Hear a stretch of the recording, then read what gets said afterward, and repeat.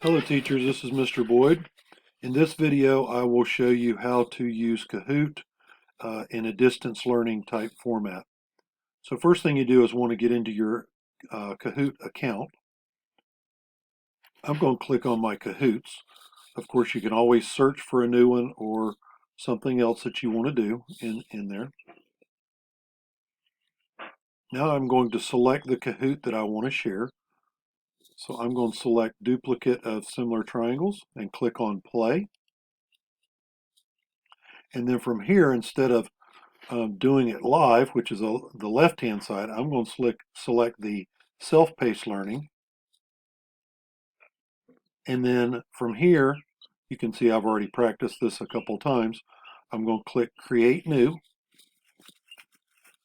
And then from here, I need to select a date and a time for when they should have it completed.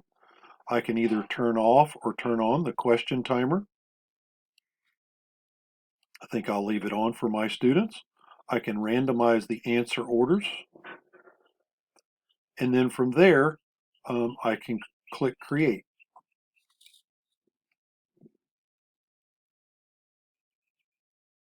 Once I click the Create button, I can share it in Google Classroom. I can share it directly on Remind or through Microsoft Teams. Students would get a link along with a join code, a join address, or it looks here as though you can copy the link and either send it through email or some other fashion where they would have the URL address. So I hope this helps. Enjoy.